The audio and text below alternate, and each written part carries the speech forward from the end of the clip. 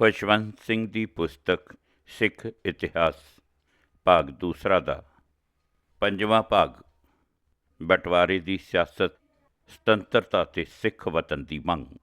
ਕਾਂਡ ਵੀ ਅਨੰਦਪੁਰ ਸਾਹਿਬ ਦਾ ਮਤਾ ਤੇ ਹੋਰ ਅਕਾਲੀ ਮੰਗਾਂ। ਇਹ ਸਮਝਣ ਲਈ ਕਿ ਕਿਹੜੀ ਚੀਜ਼ ਨੇ ਅਕਾਲੀਆਂ ਤੇ ਸਰਕਾਰ ਨੂੰ ਟਕਰਾਓ ਦੇ ਮਾਰਗ ਤੇ ਤੋਰਿਆ, ਇਹ ਜ਼ਰੂਰੀ ਹੈ ਕਿ ਅਕਾਲੀਆਂ ਦੀਆਂ ਪਿਛਲੇ ਕੁਝ ਸਾਲਾਂ ਦੀਆਂ ਮੰਗਾਂ ਤੇ ਉਹਨਾਂ ਪ੍ਰਤੀ ਸਰਕਾਰ ਦੇ ਹੁੰਗਾਰੇ ਜਾਂ ਪ੍ਰਤੀਕਿਰਿਆ ਦੀ ਜਾਂਚ ਪੜਤਾਲ ਕੀਤੀ ਜਾਵੇ। ਪੰਜਾਬੀ ਸੂਬੇ ਦੀ ਮੰਗ 1966 ਵਿੱਚ ਪ੍ਰਵਾਨ ਕਰ ਲਈ ਗਈ ਸੀ, ਪਰ ਚੰਡੀਗੜ੍ਹ ਕੇਂਦਰੀ ਇਲਾਕਾ ਬਣਾ ਦਿੱਤਾ ਗਿਆ, ਜਿਸ ਨੂੰ ਪੰਜਾਬ ਤੇ ਹਰਿਆਣਾ ਦੋਹਾਂ ਨੇ ਸਾਂਝੇ ਤੌਰ ਤੇ ਆਪਣੀ ਆਪਣੀ ਰਾਜਧਾਨੀ ਦੇ ਤੌਰ ਤੇ ਵਰਤਣਾ ਸੀ। ਨਾਲ ਲੱਗਵੇਂ ਪੰਜਾਬੀ ਪਿੰਡ ਅਜੇ ਵੀ ਗੁਆਂਢੀ ਰਾਜਾਂ ਵਿੱਚ ਸਨ। ਕੇਂਦਰੀ ਸਰਕਾਰ ਦਾ ਨਹਿਰੀ ਹੈੱਡਵਰਕਸ ਤੇ ਨਿਯੰਤਰਣ ਸੀ ਤੇ ਉਹ ਹੀ 1960 ਦੀ ਸਿੰਧੂ ਜਲ ਸੰਧੀ ਅਨੁਸਾਰ ਭਾਰਤ ਲਈ ਸਤਲੁਜ, ਬਿਆਸ ਤੇ ਰਾਵੀ ਦੇ ਰਹਿ ਗਏ ਪਾਣੀ ਦੀ ਮਨਮਰਜ਼ੀ ਨਾਲ ਵੰਡ ਕਰਦੀ ਸੀ। ਸਰਕਾਰ ਦੀ ਇਹਨਾਂ ਮੁੱਖ ਸਮੱਸਿਆਵਾਂ ਨੂੰ ਹੱਲ ਕਰਨ ਵਿੱਚ ਕੀਤੀ ਜਾ ਰਹੀ ਢਿੱਲ-ਮੱਠ ਨੇ ਸਿੱਖਾਂ ਨੂੰ ਇੱਕ ਬਹਾਨਾ ਦੇ ਦਿੱਤਾ, ਜਿਸ ਕਰਕੇ ਉਹ ਸਰਕਾਰ ਨੂੰ ਸਿੱਖ ਵਿਰੋਧੀ ਕਹਿਣ ਲੱਗ ਪਏ। ਉਹਨਾਂ ਦੇ ਮਨ ਵਿੱਚ ਵਿਤਕਰੇ ਦੀ ਪੱਕੀ ਗੰਢ ਵੱਜ ਗਈ ਤੇ ਉਹਨਾਂ ਦੀਆਂ ਮੰਗਾਂ ਤੇ ਸ਼ਿਕਾਇਤਾਂ ਦੀ ਸੂਚੀ ਵੱਧਦੀ ਗਈ। ਆਪਣੇ ਵੱਲੋਂ ਕੇਂਦਰੀ ਸਰਕਾਰ ਵੀ ਜੋ ਕੁਝ ਉਸ ਤੋਂ ਉਚਿਤ ਰੂਪ ਵਿੱਚ ਮੰਗਿਆ ਜਾ ਰਿਹਾ ਸੀ, ਉਸ ਨੂੰ ਲਟਕਾਉਣ ਦੇ ਢੰਗ ਤਰੀਕੇ ਅਪਣਾਉਂਦੀ ਰਹੀ ਤੇ ਇਸ ਤਰ੍ਹਾਂ ਅਕਾਲੀਆਂ ਨੂੰ ਵਾਰ-ਵਾਰ ਸ਼ਾਂਤਮਈ ਵਿਰੋਧ ਕਰਨ ਲਈ ਤੇ ਮੋਰਚੇ ਲਾਉਣ ਲਈ ਮਜਬੂਰ ਕਰਦੀ ਰਹੀ, ਜੋ ਕਈ ਵਾਰ ਹਿੰਸਕ ਰੂਪ ਵੀ ਧਾਰਨ ਕਰ ਜਾਂਦੇ।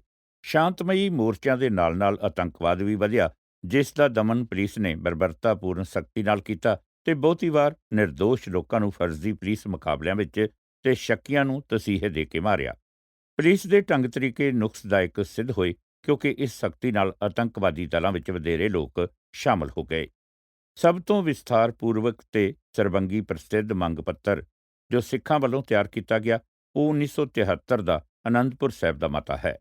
ਘੱਟੋ-ਘੱਟ ਇਸ ਦੇ 3 ਪਾਠਾਂਤਰ ਹਨ ਜੋ ਪ੍ਰਚਲਿਤ ਹਨ ਤੇ ਜਿਨ੍ਹਾਂ ਦੀ ਅਕਾਲੀ ਨੇਤਾ ਵੱਖ-ਵੱਖ ਵਿਆਖਿਆ ਕਰਦੇ ਹਨ। ਕਈ ਤਾਂ ਸੰਤ ਫਤਿਹ ਸਿੰਘ ਵਾਂਗ ਇਸ ਵਿਚਾਰਦੇ ਸਨ ਕਿ ਪੰਜਾਬੀ ਸੂਬਾ ਹੀ ਸੀ, ਜਿਸ ਦੀ ਉਹ ਪੰਜਾਬੀ ਬੋਲਦੇ ਨਾਲ ਲੱਗਦੇ ਪਿੰਡਾਂ ਤੇ ਚੰਡੀਗੜ੍ਹ ਸਮੇਤ ਮੰਗ ਕਰਦੇ ਸਨ, ਜਿਹੜੀ ਮੰਗ ਕਾਫੀ ਹੱਦ ਤੱਕ 1966 ਵਿੱਚ ਪੰਜਾਬੀ ਸੂਬੇ ਦੀ ਮੰਗ ਪ੍ਰਵਾਨ ਕਰਕੇ ਪੂਰੀ ਕਰ ਦਿੱਤੀ ਗਈ ਸੀ।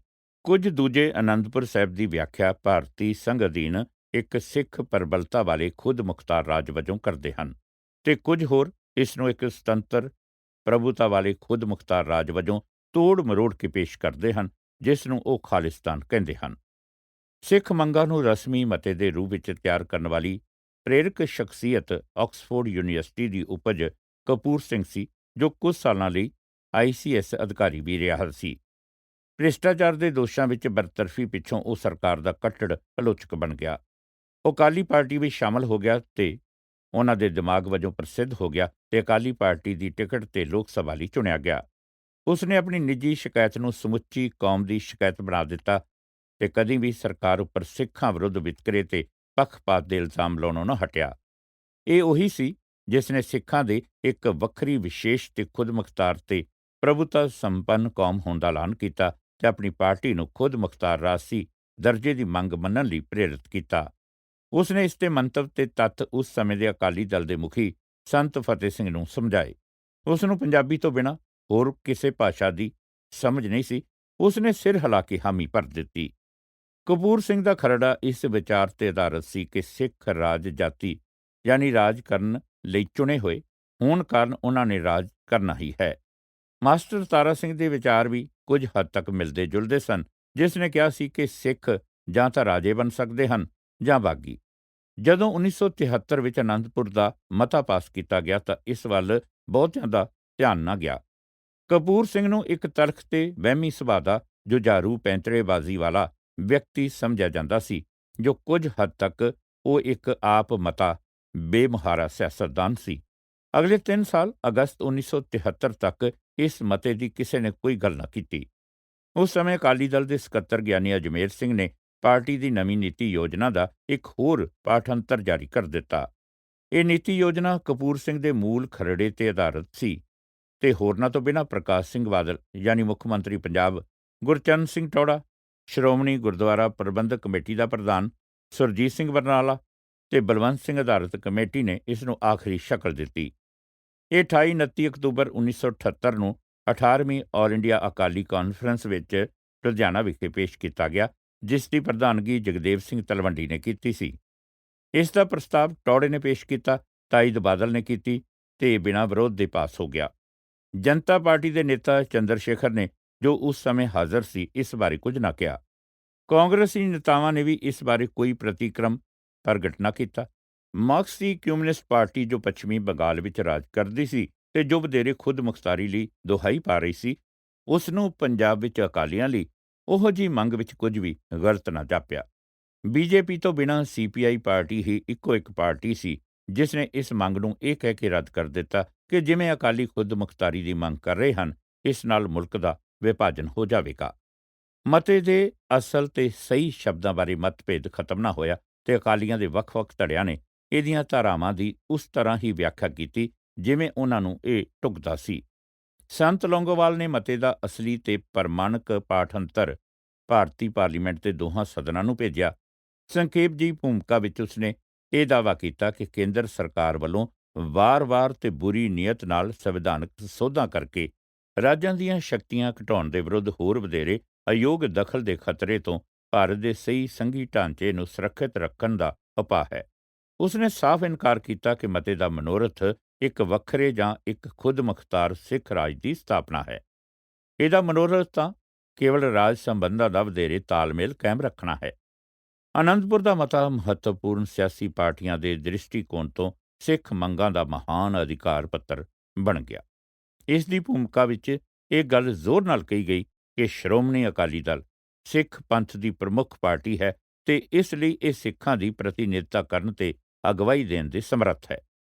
ਇਸ ਦੇ ਧਾਰਮਿਕ ਉਦੇਸ਼ ਫਰਜ਼ੀ ਧਾਰਮਿਕ ਸ਼ਬਦਾਵਲੀ ਵਿੱਚ ਲਪੇਟ ਕੇ ਇਸ ਤਰ੍ਹਾਂ ਬਿਆਨ ਕੀਤੇ ਗਏ ਹਨ। ਕਿਹਾ ਗਿਆ ਹੈ ਕਿ ਇਹ ਉਦੇਸ਼ ਸਿੱਖੀ ਸਿਧਾਂਤਾਂ ਤੇ ਸਿੱਖ ਧਰਮ ਦਾ ਪ੍ਰਚਾਰ ਕਰਨਾ, ਨਾਸਤਿਕਤਾ ਦੀ ਨਿਖੇਧੀ ਕਰਨਾ, ਗਰੀਬੀ ਤੇ ਬਿਮਾਰੀ ਦਾ, ਅਨਪੜ੍ਹਤਾ ਤੇ ਜ਼ਾਤ-ਪਾਤ ਦਾ ਸਿੱਖ ਪਵਿੱਤਰ ਗ੍ਰੰਥਾਂ ਵਿੱਚ ਦਿੱਤੇ ਆਦੇਸ਼ਾਂ ਮੁਤਾਬਕ ਖਾਤਮਾ ਕਰਨਾ ਹੈ। ਇਹਦੇ ਉਦੇਸ਼ਾਂ ਵਿੱਚ ਪੰਥ ਦੀ ਆਜ਼ਾਦ ਹਸਤੀ ਦੀ ਸਥਾਪਨਾ ਨੂੰ ਸਾਕਾਰ ਕਰਨਾ, ਜਿੱਥੇ ਸਿੱਖ ਜਜ਼ਬਾਤ ਦਾ ਪੂਰਨ ਪ੍ਰਗਟਾਵਾ ਹੋਵੇ, ਸ਼ਾਮਲ ਹਨ। ਇਹਦੇ ਪਿੱਛੇ ਕਈ ਹੋਰ ਧਾਰਮਿਕ ਉਦੇਸ਼ ਵੀ ਹਨ। ਮੁੱਖ ਨਿਸ਼ਾਨਾ ਸਿੱਖਾਂ ਨੂੰ ਈਸ਼ਵਰ ਭਗਤੀ ਗ੍ਰਹਿਣ ਕਰਵਾਉਣਾ ਹੈ। ਇਸ ਦੀ ਪ੍ਰਾਪਤੀ ਧਰਮ ਸ਼ਾਸਤਰੀਆਂ ਰਾਗੀਆਂ ਨੂੰ ਸਿਖਲਾਈ ਦੇ ਕੇ, ਧਾਰਮਿਕ ਸਾਹਿਤ ਛਾਪ ਕੇ ਤੇ ਅੰਮ੍ਰਿਤ ਪ੍ਰਚਾਰ ਕਰਕੇ ਕੀਤੀ ਜਾਵੇਗੀ। ਧਾਰਮਿਕ ਉਦੇਸ਼ਾਂ ਵਾਲਾ ਵਿਵਾਦਪੂਰਨ ਭਾਗ ਸਿਰਫ ਉਹ ਹੀ ਹੈ ਜਿਸ ਨੂੰ ਸਰਵ ਭਾਰਤੀ ਗੁਰਦੁਆਰਾ ਕਾਨੂੰਨ ਪਾਸ ਕਰਕੇ ਭਾਰਤ ਦੇ ਸਾਰੇ ਇਤਿਹਾਸਕ ਗੁਰਦੁਆਰਿਆਂ ਨੂੰ ਸ਼੍ਰੋਮਣੀ ਗੁਰਦੁਆਰਾ ਪ੍ਰਬੰਧਕ ਕਮੇਟੀ ਦੇ ਅਧਿਕਾਰ ਹੇਠ ਲਿਆਉਣਾ ਤੇ ਸੰਸਾਰ ਭਰ ਦੇ ਗੁਰਦੁਆਰਿਆਂ ਦੇ ਪ੍ਰਬੰਧ ਉੱਪਰ ਮਹੱਤਵਪੂਰਨ ਅਧਿਕਾਰ ਪ੍ਰਾਪਤ ਕਰਨਾ ਹੈ, ਤਾਂ ਜੋ ਧਾਰਮਿਕ ਪ੍ਰਚਾਰ ਰਾਹੀਂ ਸਭ ਨੂੰ ਪ੍ਰਭਾਵਸ਼ਾਲੀ ਲਾਹਾ ਮਿਲ ਸਕੇ। ਇਸ ਵਿੱਚ ਇਹ ਵੀ ਮੰਗ ਕੀਤੀ ਗਈ ਹੈ ਕਿ ਗੁਰੂ ਨਾਨਕ ਦੇ ਜਨਮ ਸਥਾਨ ਤੇ ਹੋਰ ਗੁਰਦੁਆਰੇ ਜੋ ਪੰਥ ਤੋਂ ਖੋਹ ਲਏ ਗਏ ਹਨ, ਉਹਨਾਂ ਦੇ ਦਰਸ਼ਨ ਕਰਨ ਲਈ ਖੁੱਲ੍ਹਾ ਲਾਂਘਾ ਹੋਵੇ। ਯਾਨੀ ਕਪੂਰ ਸਿੰਘ ਨੇ ਨਨਕਾਣਾ ਸਾਹਿਬ ਲਈ ਉਹ ਦਰਜਾ ਮੰਗਿਆ ਜੋ ਰੋਮ ਵਿੱਚ ਪੋਪ ਦੇ ਨਿਵਾਸ ਸਥਾਨ ਦਾ ਹੈ। ਧਰਮ ਆਧਾਰਿਤ ਸ਼ਬਦਾਵਲੀ ਦੀ ਵਰਤੋਂ ਧਰਮ ਆਧਾਰਿਤ ਪਾਰਟੀ ਵੱਲੋਂ ਕੁਝ ਕੁ ਉਚਿਤਤਾ ਤਾਂ ਹੋ ਸਕਦੀ ਹੈ, ਪਰ ਰਾਜਸੀ ਨਿਸ਼ਾਨਿਆਂ ਲਈ ਇਹਦੀ ਵਰਤੋਂ ਦਾ ਕੋਈ ਆਧਾਰ ਨਹੀਂ ਹੈ। ਸਭ ਤੋਂ ਵਿਵਾਦਗ੍ਰਸਤ ਭੂਮਿਕਾ ਦਾ ਉਹ ਉਪਭਾਗ ਹੈ ਜਿਸ ਵਿੱਚ ਕਿਹਾ ਗਿਆ ਹੈ ਕਿ ਪੰਥ ਦੇ ਰਾਜਸੀ ਉਪਦੇਸ਼ ਨਿਸ਼ਚਿਤ ਰੂਪ ਵਿੱਚ 10ਵੇਂ ਗੁਰੂ ਦੇ ਨਿਰਦੇਸ਼ਾਂ ਤੇ ਆਧਾਰਿਤ ਹਨ, ਜੋ ਸਿੱਖ ਇਤਿਹਾਸ ਦੇ ਪੰਨਿਆਂ ਤੇ ਸਿੱਖ ਮਾਨਸਿਕਤਾ ਵਿੱਚ ਉਕਰੇ ਹੋਏ ਹਨ। ਉਹ ਨਿਸ਼ਾਨਾ ਹੈ ਰਾਜ ਕਰੇਗਾ ਖਾਲਸਾ, ਜਿਸ ਅਨੁਸਾਰ ਸਿੱਖਾਂ ਦਾ ਬੋਲਬਾਲਾ ਹੋਵੇਗਾ। ਭਾਵੇਂ ਇਹ ਉਸ ਦੀ ਇਸ ਤਰ੍ਹਾਂ ਵਿਆਖਿਆ ਕੀਤੀ ਗਈ ਸੀ ਕਿ ਇਸ ਦਾ ਭਾਵ ਪੰਥ ਦੀ ਆਜ਼ਾਦ ਹਸਤੀ ਸਾਕਾਰ ਕਰਨ ਤੋਂ ਬਿਨਾਂ ਹੋਰ ਕੁਝ ਨਹੀਂ, ਪਰੰਤੂ ਬਹੁਤ ਸਾਰੇ ਗੈਰ ਅਕਾਲੀਆਂ ਨੂੰ ਇਸ ਵਿਆਖਿਆ ਤੇ ਯਕੀਨ ਨਾ ਬੱਝਾ। ਉਹਨਾਂ ਨੂੰ ਤਾਂ ਇਹ ਧਰਮ ਨਿਰਪੇਖ ਭਾਰਤ ਵਿੱਚ ਧਰਮਤੰਤਰ ਸਥਾਪਿਤ ਕਰਨ ਦਾ ਯਤਨ ਜਾਪਿਆ। ਇਸ ਮਤੇ ਵਿਚਲੀਆਂ ਸਿਆਸੀ ਮੰਗਾਂ ਪੰਜਾਬ ਤੋਂ ਬਾਹਰ ਰਹਿ ਗਏ ਇਲਾਕਿਆਂ ਨੂੰ ਪੰਜਾਬ ਵਿੱਚ ਸ਼ਾਮਲ ਕਰਨ, ਰਾਜ ਦੀਆਂ ਹੱਦਾਂ ਪੁਨਰ ਨਿਰਧਾਰਤ ਕਰਨ ਤੇ ਕੇਂਦਰੀ ਸਰਕਾਰ ਦੇ ਅਧਿਕਾਰ ਰੱਖਿਆ, ਵਿਦੇਸ਼ ਮਾਮਲੇ, ਡਾਕਤਾਰ ਵਿਭਾਗ, ਰੇਲਾਂ, ਸਿੱਕਾ ਜਾਰੀ ਕਰਨ ਤੇ ਪੰਜਾਬ ਤੋਂ ਬਾਹਰ ਰਹਿ ਗਈਆਂ ਸਿੱਖ ਘੱਟ ਗਿਣਤੀਆਂ ਦੀ ਸੁਰੱਖਿਆ ਤੱਕ ਸੀਮਤ ਹਨ। ਮਤੇ ਵਿੱਚ ਕੇਂਦਰੀ ਸਰਕਾਰ ਦੀ ਵਿਦੇਸ਼ ਨੀਤੀ ਨੂੰ ਹਾਨੀਕਾਰਕ ਤੇ ਬੇਫਾਇਦਾ ਕਹਿ ਕੇ ਨਿੰਦਿਆ ਕੀਤੀ ਗਈ ਹੈ ਤੇ ਸਰਕਾਰ ਨੂੰ ਨਸੀਹਤ ਕੀਤੀ ਗਈ ਹੈ ਕਿ ਉਹ ਸਭ ਗੁਆਂਢੀ ਦੇਸ਼ਾਂ ਨਾਲ, ਖਾਸ ਕਰਕੇ ਜਿਨ੍ਹਾਂ ਵਿੱਚ ਸਿੱਖ ਵਸਦੇ ਹਨ ਜਾਂ ਜਿੱਥੇ ਸਿੱਖਾਂ ਦੇ ਪਵਿੱਤਰ ਧਰਮ ਸਥਾਨ ਹਨ, ਚੰਗੇ ਸਬੰਧ ਬਣਾ ਕੇ ਰੱਖੇ। ਇਹ ਇਸ਼ਾਰਾ ਮੁੱਖ ਰੂਪ ਵਿੱਚ ਪਾਕਿਸਤਾਨ ਵੱਲ ਸੀ। ਇਸ ਵਿੱਚ ਇਹ ਵੀ ਮੰਗ ਕੀਤੀ ਗਈ ਕਿ ਰੱਖਿਆ ਸੇਵਾਵਾਂ ਵਿੱਚ ਸਿੱਖਾਂ ਦਾ ਅਨੁਪਾਤ ਪਹਿਲਾਂ ਵਾਂਗ ਹੀ ਕਾਇਮ ਰੱਖਿਆ ਜਾਵੇ ਤੇ ਹਰ ਵਿਅਕਤੀ ਨੂੰ ਬਿਨਾਂ ਲਾਇਸੈਂਸ ਹਥਿਆਰ ਰੱਖਣ ਦੀ ਆਗਿਆ ਹੋਵੇ। ਆਰਥਿਕ ਨੀਤੀ ਵਾਲੇ ਮਤੇ 'ਚੋਂ ਅਕਾਲੀਆਂ ਦੇ ਵਰਗ ਹਿੱਤਾਂ ਦੀ ਝਲਕ ਮਿਲਦੀ ਹੈ। ਉਹਨਾਂ ਨੇ ਮੰਗ ਕੀਤੀ ਕਿ ਭੂਮੀ ਮਾਲਕ ਦੀ ਉੱਪਰਲੀ ਹੱਦ 17 ਏਕੜ ਤੋਂ ਵਧਾ ਕੇ 30 ਏਕੜ ਕੀਤੀ ਜਾਵੇ ਤੇ ਖੇਤੀ ਉਪਜ ਦੀਆਂ ਕੀਮਤਾਂ ਨਿਰਧਾਰਤ ਕਰਨ ਲਈ ਵਿਚੋਲਗੀ ਦੀ ਵਿਵਸਥਾ ਖਤਮ ਕੀਤੀ ਜਾਵੇ ਤੇ ਕੀਮਤਾਂ ਆਮ ਕਿਸਾਨ ਦੀ ਉਪਜ ਤੇ ਆਏ ਖਰਚ ਦੇ ਆਧਾਰ ਤੇ ਨਿਰਧਾਰਤ ਕੀਤੀਆਂ ਜਾਣ। ਇਹ ਕੀਮਤਾਂ ਕੇਂਦਰੀ ਸਰਕਾਰ ਵੱਲੋਂ ਨਹੀਂ, ਰਾਜ ਸਰਕਾਰ ਵੱਲੋਂ ਅਗਾਊਂ ਹੀ ਨਿਸ਼ਚਿਤ ਕੀਤੀਆਂ ਜਾਣ। ਸਰਕਾਰ ਖੁਦ ਅਨਾਜ ਦਾ ਥੋਕ ਵਪਾਰ ਸੰਭਾਲੇ ਤੇ ਅਨਾਜ ਦੀ ਬੇਰੋਕ ਟੋਕ ਆਵਾਜਾਈ ਸਾਰੇ ਮੁਲਕ ਨੂੰ ਇੱਕੋ ਹੀ ਖੁਰਾਕ ਖੇਤਰ ਬਣਾ ਕੇ ਯਕੀਨੀ ਬਣਾਵੇ। ਕਿਸਾਨਾਂ ਲਈ ਵਧੇਰੇ ਜ਼ਮੀਨ ਤੇ ਖੁੱਲ੍ਹੀ ਮੰਡੀ ਵਿੱਚ ਆਪਣੀ ਫਸਲ ਦੀ ਵੱਧ ਤੋਂ ਵੱਧ ਮੰਗ ਕਰਦਿਆਂ ਮਤੇ ਵਿੱਚ ਇਹ ਮੰਗ ਵੀ ਕੀਤੀ ਗਈ ਕਿ ਸਾਰੇ ਮੂਲ ਉਦਯੋਗਾਂ ਨੂੰ ਸਰਕਾਰੀ ਖੇਤਰ ਵਿੱਚ ਲਿਆਂਦਾ ਜਾਵੇ ਤੇ ਸਾਰੇ ਉਪਭੋਗਤਾ ਉਦਯੋਗਾਂ ਨੂੰ ਜਿਨ੍ਹਾਂ ਦਾ ਸਬੰਧ ਜ਼ਰੂਰੀ ਵਸਤਾਂ ਨਾਲ ਹੋਵੇ ਉਹਨਾਂ ਦਾ ਰਾਸ਼ਟਰੀਕਰਨ ਕੀਤਾ ਜਾਵੇ। ਮਤੇ ਵਿੱਚ ਮਜ਼ਦੂਰਾਂ ਪ੍ਰਤੀ ਵੀ ਪੱਖਪਾਤ ਦੀ ਰੁਚੀ ਦਿਖਾਈ ਦਿੰਦੀ ਹੈ। ਉਦਯੋਗਾਂ ਦੇ ਮਜ਼ਦੂਰਾਂ ਲਈ ਮਤੇ ਵਿੱਚ ਲੋੜ ਅਨੁਸਾਰ ਘੱਟੋ-ਘੱਟ ਉਜਰਤ ਦੇਣ ਵਿੱਚ ਉਦਾਰਤਾ ਦੀ ਮੰਗ ਕੀਤੀ ਗਈ ਹੈ, ਪਰ ਖੇਤੀ ਮਜ਼ਦੂਰਾਂ ਦੇ ਵਾਸਤੇ ਘੱਟੋ-ਘੱਟ ਮਜ਼ਦੂਰੀ ਦੀ ਨਜ਼ਰਸਾਨੀ ਕਰਨ ਲਈ ਕਿਹਾ ਗਿਆ ਤੇ ਲੋੜ ਪੈਣ ਤੇ ਹੀ ਵਧਾਉਣ ਲਈ ਕਿਹਾ ਗਿਆ।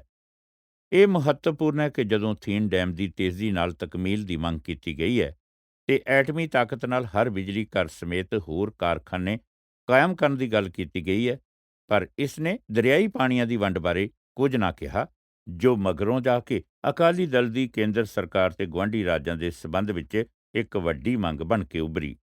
ਜਦੋਂ ਬਹੁਤ ਸਾਰੇ ਅਕਾਲੀਆਂ ਨੇ ਇਸ ਗੱਲ ਤੋਂ ਸਾਫ਼ ਇਨਕਾਰ ਕੀਤਾ ਕਿ ਅਨੰਦਪੁਰ ਦਾ ਮਤਾ ਵੱਖਵਾਦ ਦੇ ਬੀਜ ਬੀਜਦਾ ਹੈ, ਪਰ ਸਦਾ ਹੀ ਛੋਟੇ-ਛੋਟੇ ਧੜੇ ਐਸੇ ਸਨ ਜੋ ਸਦਾ ਇਸ ਗੱਲ ਤੇ ਦ੍ਰਿੜਤਾ ਨਾਲ ਜ਼ੋਰ ਦਿੰਦੇ ਸਨ ਕਿ ਇਸ ਗੱਲ ਤੇ ਆਧਾਰਿਤ ਹੈ ਕਿ ਸਿੱਖ ਇੱਕ ਵੱਖਰੀ ਕੌਮ ਹਨ ਤੇ ਉਹਨਾਂ ਦਾ ਹੱਕ ਹੈ ਕਿ ਉਹਨਾਂ ਦਾ ਆਪਣਾ ਖੁਦ ਮੁਖਤਾਰ ਰਾਜ ਹੋਵੇ।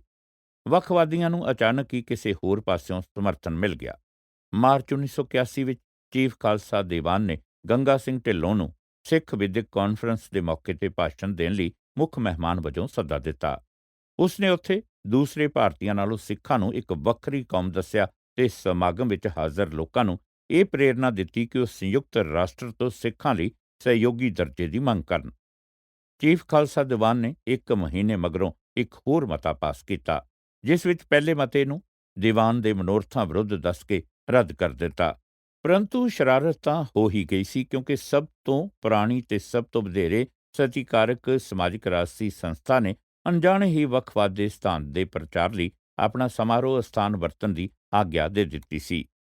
ਜਦੋਂ ਅਕਾਲੀਆਂ ਹੱਥ ਹਕੂਮਤ ਸੀ, ਜਿਵੇਂ ਅਨੰਦਪੁਰ ਦਾ ਰਸਮੀ ਮਤਾ ਪਾਸ ਕਰਨ ਵੇਲੇ ਉਹਨਾਂ ਦੀ ਹਕੂਮਤ ਸੀ, ਤੇ ਫਿਰ ਜਨਤਾ ਹਕੂਮਤ ਸਮੇਂ ਵੀ ਉਹਨਾਂ ਨੇ ਮਤੇ ਦੀ ਪ੍ਰਵਾਨਗੀ ਲਈ ਕੇਂਦਰ ਸਰਕਾਰ ਤੇ ਦਬਾਅ ਨਾ ਪਾਇਆ। ਉਹਨਾਂ ਨੇ ਆਪਣੇ ਪੁਰਾ ਵਿਸ਼ੇਸ਼ਕੀ ਭੱਤੇ ਵਿੱਚ ਇਸ ਹਥਿਆਰ ਨੂੰ ਲੁਕਾ ਕੇ ਨਹੀਂ ਰੱਖਿਆ ਸੀ। ਜਦੋਂ ਵੀ ਉਹ ਹਕੂਮਤ ਤੋਂ ਲਾਂਭੇ ਹੁੰਦੇ, ਉਹ ਇਸ ਨੂੰ ਬਾਹਰ ਕੱਢ ਕੇ ਘੁਮਾਉਣ ਲੱਗ ਜਾਂਦੇ ਤੇ ਇਸ ਦੀ ਅਪ੍ਰਵਾਨਗੀ ਨੂੰ ਅੰਦੋਲਨ ਲਈ ਉਚਿਤ ਸ਼ਿਕਾਇਤ ਵਜੋਂ ਵਰਤਦੇ। ਜਦੋਂ ਉਹਨਾਂ ਲਈ ਢੁਕਵਾਂ ਮੌਕਾ ਹੁੰਦਾ, ਉਹ ਇਸ ਨੂੰ ਵਧੇਰੇ ਅਧਿਕਾਰਾਂ ਦੀ ਮੰਗ ਕਰਨ ਲਈ ਕਮਿਊਨਿਸਟ ਪਾਰਟੀਆਂ, ਜਨਤਾ ਪਾਰਟੀ ਤੇ ਹੋਰ ਖੇਤਰੀ ਦਲਾਂ DMK, AIDMK ਤੇ ਤੇਲਗੂ ਦੇਸ਼ਮ ਵਾਂਗ ਹੀ ਵਰਤਦੇ।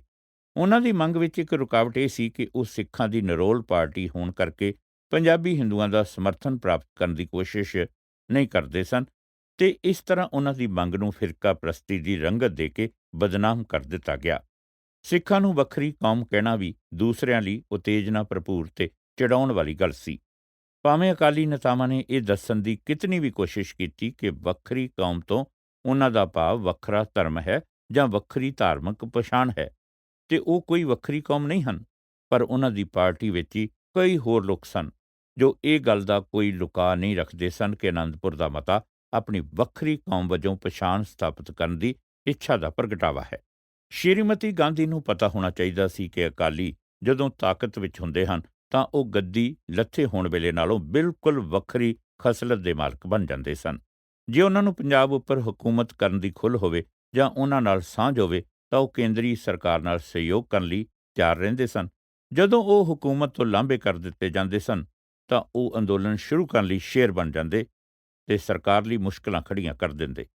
ਜਦੋਂ ਸ਼੍ਰੀਮਤੀ ਗਾਂਧੀ ਨੇ 1980 ਦੀਆਂ ਲੋਕ ਸਭਾ ਚੋਣਾਂ ਜਿੱਤ ਲਈਆਂ ਤਾਂ ਬਾਦਲ ਨੇ ਉਸ ਨੂੰ ਸੁਨੇਹਾ ਭੇਜਿਆ ਕਿ ਜੇ ਪੰਜਾਬ ਵਿੱਚ ਉਹਦੀ ਸਰਕਾਰ ਨੂੰ ਨਾ ਛਿੜਿਆ ਜਾਵੇ ਤਾਂ ਉਹ ਕੇਂਦਰ ਨਾਲ ਸਹਿਯੋਗ ਕਰਨ ਲਈ ਤਿਆਰ ਸੀ। ਸ਼੍ਰੀਮਤੀ ਗਾਂਧੀ ਨੇ ਉਸ ਦੀ ਪੇਸ਼ਕਸ਼ ਠੁਕਰਾ ਦਿੱਤੀ। ਉਸਨੇ ਤਾਂ ਅਕਾਲੀਆਂ ਨਾਲ ਹਿਸਾਬ ਕਿਤਾਬ ਚੁਕਤਾ ਕਰਨਾ ਸੀ, ਕਿਉਂਕਿ ਉਹਨਾਂ ਨੇ ਜੈ ਪ੍ਰਕਾਸ਼ ਨਰੈਣ ਦਾ ਸਮਰਥਨ ਕੀਤਾ ਸੀ ਤੇ ਉਹਨਾਂ ਨੇ ਉਸ ਵੱਲੋਂ ਲਾਈ ਗਈ ਐਮਰਜੈਂਸੀ ਵਿਰੁੱਧ ਸ਼ਾਂਤਮਈ ਅੰਦੋਲਨ ਜਾਰੀ ਰੱਖਿਆ ਸੀ, ਜੋ ਉਸਨੇ ਮੁਲਕ ਵਿੱਚ 26 ਜੂਨ 1975 ਨੂੰ ਸ਼ੁਰੂ ਕਰਕੇ 18 ਮਹੀਨੇ ਲਾਈ ਰੱਖੀ ਸੀ। ਉਸ ਨੂੰ ਜਨਤਕ ਸਮਰਥਨ ਪ੍ਰਾਪਤ ਸੀ ਤੇ ਪੰਜਾਬ ਵਿਧਾਨ ਸਭਾ ਲਈ ਚੋਣਾਂ ਵਿੱਚ ਬਹੁ ਗਿਣਤੀ ਪ੍ਰਾਪਤ ਕਰਨ ਤੇ ਦਰਬਾਰਾ ਸਿੰਘ ਨੂੰ ਮੁੱਖ ਮੰਤਰੀ ਬਣਾਉਣ ਵਿੱਚ ਉਸ ਨੂੰ ਕੋਈ ਮੁਸ਼ਕਲ ਨਾ ਆਈ।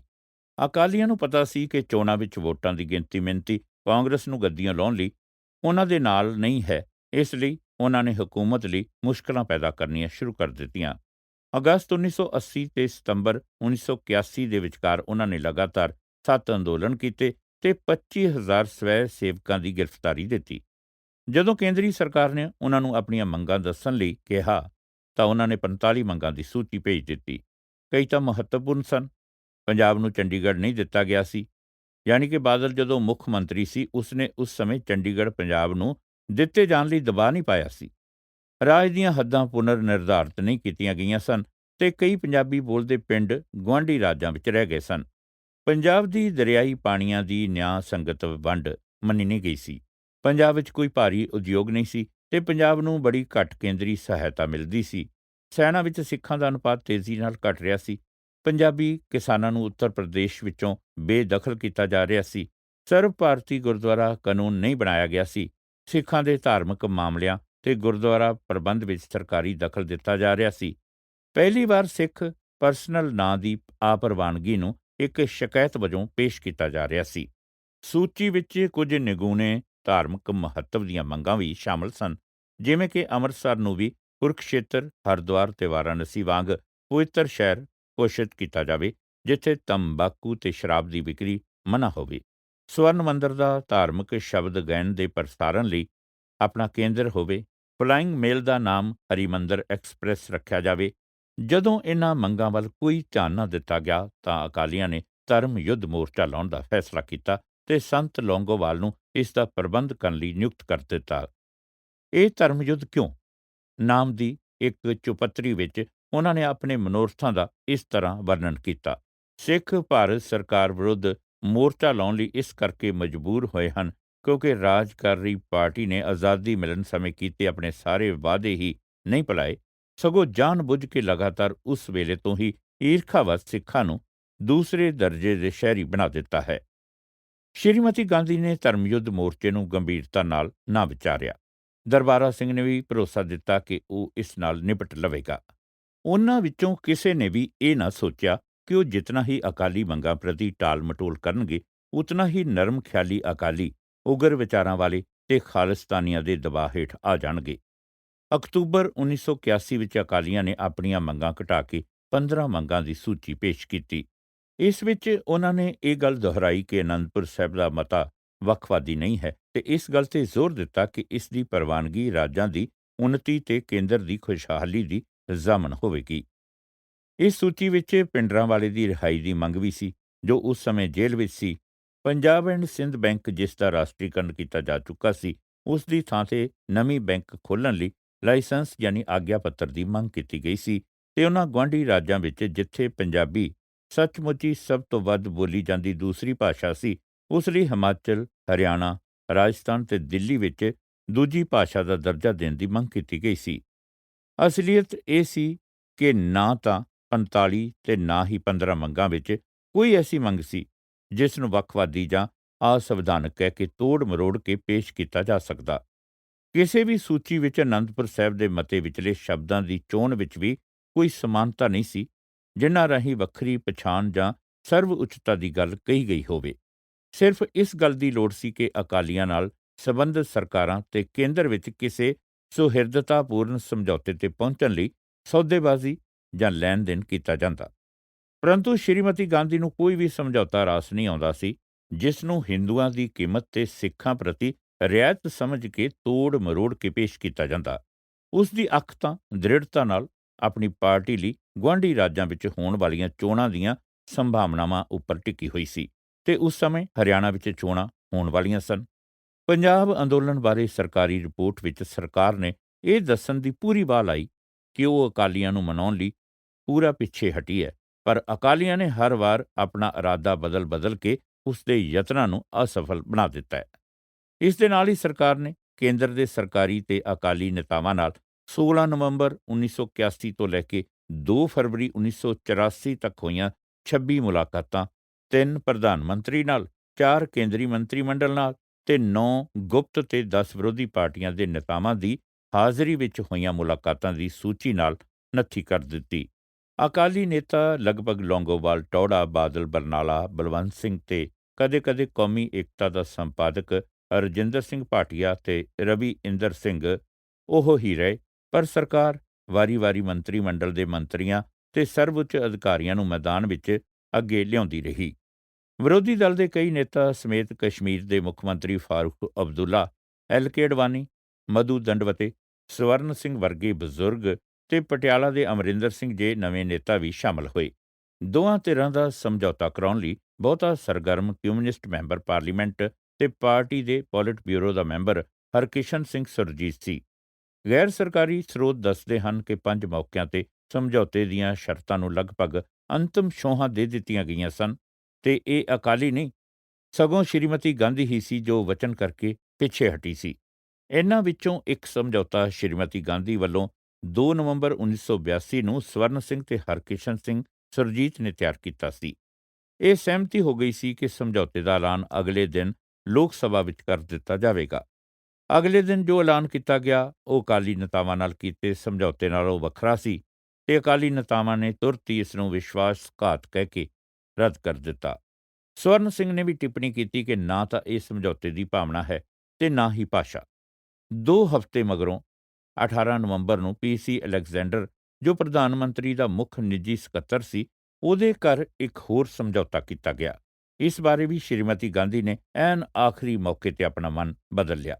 ਵਿਰੋਧੀ ਪਾਰਟੀਆਂ ਦੇ ਜ਼ੋਰ ਦੇਣ ਤੇ ਗੱਲਬਾਤ ਫਿਰ 1983 ਦੇ ਆਰੰਭ ਵਿੱਚ ਸ਼ੁਰੂ ਕੀਤੀ ਗਈ। ਇਨ੍ਹਾਂ ਤ੍ਰੈ-ਪੱਖੀ ਮੀਟਿੰਗਾਂ ਵਿੱਚ ਜਿੱਥੇ ਮੰਤਰੀ ਮੰਡਲ ਕਮੇਟੀ ਦੇ ਮੈਂਬਰ ਵੀ ਹਾਜ਼ਰ ਸਨ, ਅਕਾਲੀ 17 ਹਿੰਦੀ ਬੋਲਦੇ ਪਿੰਡ ਹਰਿਆਣਾ ਨੂੰ ਦੇਣ ਲਈ ਸਹਿਮਤ ਹੋ ਗਏ। ਗੱਲਬਾਤ ਇਸ ਕਾਰਨ ਟੁੱਟ ਗਈ ਕਿਉਂਕਿ ਸਰਕਾਰੀ ਪ੍ਰਤੀਨਿਧ ਇਸ ਗੱਲ ਤੇ ਅੜ ਗਏ ਕਿ 1970 ਦੇ ਸ਼੍ਰੀਮਤੀ ਗਾਂਧੀ ਦੇ ਫੈਸਲੇ ਨੂੰ ਪੂਰੀ ਤਰ੍ਹਾਂ ਪ੍ਰਵਾਨ ਕੀਤਾ ਜਾਵੇ, ਜਿਸ ਦਾ ਭਾਵ ਸੀ ਕਿ ਚੰਡੀਗੜ੍ਹ ਪੰਜਾਬ ਨੂੰ ਦੇਣ ਦੀ ਗੱਲ ਤਾਂ ਹੀ ਮੰਨੀ ਜਾਵੇਗੀ ਜੇ ਅਕਾਲੀ ਫਾਜ਼ਿਲਕਾ ਤੇ ਅਬੋਹਰ ਹਰਿਆਣੇ ਨੂੰ ਦੇਣ ਲਈ ਸਹਿਮਤ ਹੋਣਗੇ। ਇਹ ਗੱਲ ਫਿਰ 20 ਅਪ੍ਰੈਲ 1983 ਨੂੰ ਹੋਈ ਗੱਲਬਾਤ ਦੇ ਗੇੜ ਵਿੱਚ ਵੀ ਦੁਹਰਾਈ ਗਈ। ਅਕਾਲੀ ਚੰਡੀਗੜ੍ਹ ਦੇ ਨਾਲ ਲੱਗਵੇਂ ਖੇਤਰ ਦੇ ਪਿੰਡ ਹਰਿਆਣਾ ਨੂੰ ਦੇਣ ਲਈ ਤਿਆਰ ਸਨ, ਪਰ ਉਹ ਅਬੋਹਰ ਤੇ ਫਾਜ਼ਿਲਕਾ ਦੇਣ ਲਈ ਤਿਆਰ ਨਹੀਂ ਸਨ ਕਿਉਂਕਿ ਨਾ ਤਾਂ ਉਹ ਹਰਿਆਣੇ ਦੇ ਨਾਲ ਲੱਗਦੇ ਸਨ ਤੇ ਨਾ ਹੀ ਉਹ ਹਿੰਦੀ ਬੋਲਦੇ ਸਨ। ਸ਼੍ਰੀਮਤੀ ਗਾਂਧੀ ਇਸ ਗੱਲ ਤੋਂ ਚਿੜ ਗਈ ਸੀ ਕਿ ਅਕਾਲੀ ਨੇਤਾਵਾਂ ਤੇ ਵਿਰੋਧੀ ਦਲਾਂ ਨੇ ਸਰਕਾਰੀ ਪ੍ਰਤੀਨਿਧਤਾ ਤੋਂ ਬਿਨਾਂ ਹੀ ਸਰਬਸੰਮਤੀ ਨਾਲ ਕੋਈ ਸਮਝੌਤਾ ਤਿਆਰ ਕਰ ਲਿਆ ਸੀ। ਸ਼੍ਰੀਮਤੀ ਗਾਂਧੀ ਨੇ ਸਰਬਸੰਮਤੀ ਦਾ ਫੈਸਲਾ ਰੱਦ ਕਰ ਦਿੱਤਾ। ਕੀ ਮੈਂ ਹਰਿਆਣਾ ਦੀ ਧਰਤੀ ਪੰਜਾਬ ਨੂੰ ਦੇ ਦਿਆਂ? ਇਹ ਮੇਰੀ ਜ਼ਮੀਨ ਹੈ, ਉਸ ਨੇ 21 ਜੂਨ 1983 ਨੂੰ ਕਿਹਾ। ਅਤਿਅੰਤ ਉਪਰਾਮਤਾ ਮਗਰੋਂ ਅਕਾਲੀਆਂ ਨੇ ਕੇਂਦਰੀ ਸਰਕਾਰ ਨੂੰ ਪਰੇਸ਼ਾਨ ਕਰਨ ਦਾ ਫੈਸਲਾ ਕਰ ਲਿਆ ਕਿ ਉਹ ਹੁਣ ਸੰਸਾਰ ਨੂੰ ਦੱਸ ਦੇਣਗੇ ਕਿ ਉਹਨਾਂ ਨਾਲ ਕਿਸ ਤਰ੍ਹਾਂ ਦਾ ਸਲੂਕ ਕੀਤਾ ਜਾ ਰਿਹਾ ਸੀ। ਉਹਨਾਂ ਨੇ ਅਗਲੇ ਮਹੀਨੇ ਹੋਣ ਵਾਲੀਆਂ ਏਸ਼ੀਆਈ ਖੇਡਾਂ ਸਮੇਂ ਸਵੈ-ਇੱਛਤ ਦਲ ਸਰਕਾਰ ਵਿਰੋਧੀ ਨਾਅਰੇ ਲਾਉਣ ਲਈ ਭੇਜਣ ਦਾ ਪ੍ਰਬੰਧ ਕਰ ਲਿਆ। ਸ਼੍ਰੀਮਤੀ ਗਾਂਧੀ ਦੀ ਇਸ ਧਮਕੀ ਬਾਰੇ ਪ੍ਰਤੀਕਿਰਿਆ ਨੇ ਤੇ ਖੇਡਾਂ ਸਮੇਂ ਗੜਬੜ ਨੂੰ ਰੋਕਣ ਲਈ ਵਰਤੇ ਢੰਗ ਤਰੀਕਿਆਂ ਨੇ ਸਭ ਸਿੱਖਾਂ ਵਿੱਚ ਬਹੁਤਾ ਗੁੱਸਾ ਭਰ ਦਿੱਤਾ। ਹਰਿਆਣਾ ਦੇ ਮੁੱਖ ਮੰਤਰੀ ਨੇ ਆਪਣੀ ਪੁਲਿਸ ਨੂੰ ਹਦਾਇਤਾਂ ਜਾਰੀ ਕਰ ਦਿੱਤੀਆਂ ਕਿ ਦਿੱਲੀ ਨੂੰ ਸੜਕ ਜਾਂ ਰੇਲ ਰਾਹੀਂ ਜਾਣ ਵਾਲੇ ਹਰ ਸਿੱਖ ਨੂੰ ਰੋਕ ਕੇ ਤਲਾਸ਼ੀ ਲਈ ਜਾਵੇ ਤੇ ਪੁੱਛ-ਗਿੱਛ ਕੀਤੀ ਜਾਵੇ। ਜਿਨ੍ਹਾਂ ਨੂੰ ਜ਼ਲੀਲ ਕੀਤਾ ਗਿਆ ਉਹਨਾਂ ਵਿੱਚ ਭਾਵ ਵਰਦੀ ਫੌਜੀ ਤੇ ਕਾਂਗਰਸ ਪਾਰਟੀ ਦੇ ਲੋਕ ਸਭਾ ਦੇ ਮੈਂਬਰ ਵੀ ਸ਼ਾਮਲ ਸਨ। ਪਹਿਲੀ ਵਾਰ ਸਿੱਖਾਂ ਨਾਲ ਇੱਕ ਫਿਰਕੇ ਦੇ ਰੂਪ ਵਿੱਚ ਭੇਦਭਾਵ ਤੇ ਵਿਤਕਰਾ ਕੀਤਾ ਗਿਆ ਤੇ ਇਸ ਵਾਰ ਇਹ ਅਕਾਲੀ ਜਾਂ ਖਾਲਿਸਤਾਨੀ ਨਹੀਂ ਸਨ, ਸਗੋਂ ਸਰਕਾਰ ਦੇ ਚਹੇਤੇ ਸਨ ਜਿਨ੍ਹਾਂ ਨਾਲ ਦੂਸਰੇ ਭਾਰਤੀਆਂ ਨਾਲੋਂ ਵੱਖਰਾ ਸਲੂਕ ਕੀਤਾ ਗਿਆ। ਸ਼੍ਰੀਮਤੀ ਗਾਂਧੀ ਅਕਾਲੀਆਂ ਨਾਲ ਸਿਆਸਤ ਖੇਡਦੀ ਰਹੀ। 27 ਫਰਵਰੀ 1984 ਨੂੰ ਉਸਨੇ ਨਵੀਂ ਦਿੱਲੀ ਦੇ ਗੁਰਦੁਆਰਾ ਬੰਗਲਾ ਸਾਹਿਬ ਵਿੱਚ ਆਪਣੇ ਸਮਰਥਕਾਂ ਦੇ ਇਕੱਠ ਵਿੱਚ ਬੜਾ ਵਧੀਆ ਸੰਕੇਤ ਦਿੱਤਾ ਤੇ ਐਲਾਨ ਕੀਤਾ ਕਿ ਉਸਨੇ ਅਕਾਲੀਆਂ ਵੱਲੋਂ ਪੇਸ਼ ਕੀਤੀਆਂ 3 ਧਾਰਮਿਕ ਮੰਗਾਂ ਮੰਨ ਲਈਆਂ ਹਨ।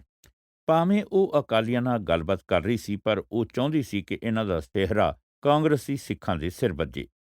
ਫਿਰ ਫਰਵਰੀ 1984 ਵਿੱਚ ਸਰਕਾਰ ਅਕਾਲੀਆਂ ਤੇ ਵਿਰੋਧੀ ਦਲਾਂ ਦੇ ਨੇਤਾਵਾਂ ਦੀ 3 ਧਿਰੀ ਗੱਲਬਾਤ ਦੇ ਸਮੇਂ ਜਦੋਂ ਇਹ ਲੱਗ ਰਿਹਾ ਸੀ ਕਿ ਸਭ ਧਿਰਾਂ ਹੀ ਸਮਝੌਤੇ ਉੱਪਰ ਦਸਤਖਤ ਕਰਨ ਲਈ ਤਿਆਰ ਸਨ। ਹਰਿਆਣਾ ਦੇ ਸ਼ਹਿਰਾਂ ਵਿੱਚ ਸਿੱਖ ਵਿਰੋਧੀ ਢੰਗ ਭੜਕਾਏ ਗਏ, ਜਿਸ ਨਾਲ ਅਕਾਲੀ ਗੱਲਬਾਤ ਵਿੱਚੇ ਛੱਡਣ ਲਈ ਮਜਬੂਰ ਹੋ ਗਏ। ਅਕਾਲੀਆਂ ਦੇ ਅੰਮ੍ਰਿਤਸਰ, ਚੰਡੀਗੜ੍ਹ ਤੇ ਦਿੱਲੀ ਦੇ ਨਿਰਾਰਥਕ ਚੱਕਰਾਂ ਨੇ ਸੰਤ ਲੌਂਗੋਵਾਲ ਨੂੰ ਬੜਾ ਜਿੱਚ ਕੀਤਾ। ਇੱਕ ਪਾਸੇ ਬਰਫ਼ ਦੀ ਸਿਲ ਬਣੀ ਹੋਈ ਟਾਲ ਮਟੋਲ ਕਰਦੀ ਤੇ ਮਤਲਬੀ ਇੰਦਰਾ ਗਾਂਧੀ ਸੀ, ਤੇ ਦੂਸਰੇ ਪਾਸੇ ਉਹਦੀ ਧੌਣ ਨੂੰ ਹੱਥ ਪਾ ਰਿਹਾ ਤੇ ਅੱਗ ਦੇ ਗੋਲੇ ਗੁਲਛ ਰਿਹਾ ਭਿੰਡਰਾਂਵਾਲਾ ਸੀ। ਉਸਨੇ ਅਤਿਅੰਤ ਰੋਹ ਤੇ ਖਿੱਝ ਨਾਲ ਬਿਆਨ ਜਾਰੀ ਕਰ ਦਿੱਤਾ, ਮੈਂ ਸ਼੍ਰੀਮਤੀ ਗਾਂਧੀ ਨੂੰ ਦੱਸ ਦੇਣਾ ਚਾਹੁੰਦਾ ਹਾਂ ਕਿ ਸਾਡੇ ਸਬਰ ਦਾ ਪਿਆਲਾ ਭਰ ਗਿਆ ਹੈ। ਉਸ ਨੂੰ ਅੱਗ ਨਾਲ ਖੇਡਣਾ ਬੰਦ ਕਰ ਦੇਣਾ ਚਾਹੀਦਾ ਹੈ। ਉਸ ਸਮੇਂ ਹੀ ਉਸਨੇ 1 ਲੱਖ ਮਰਜੀਵੜੇ ਭਰਤੀ ਕਰਨ ਦਾ ਐਲਾਨ ਕਰ ਦਿੱਤਾ, ਜੋ ਆਪਣੇ ਉਦੇਸ਼ਾਂ ਦੀ ਪ੍ਰਾਪਤੀ ਲਈ ਜਾਨਾਂ ਕੁਰਬਾਨ ਕਰ ਦੇਣਗੇ। ਅਕਾਲੀ ਤੇਜ਼ੀ ਨਾਲ ਉਸ ਮੋੜ ਵੱਲ ਵਧ ਰਹੇ ਸਨ ਜਿੱਥੋਂ ਪਿੱਛੇ ਮੁੜਨਾ ਸੰਭਵ ਨਹੀਂ ਸੀ। ਬਾਕੀ ਅਗਲੇ ਹਿੱਸੇ ਵਿੱਚ।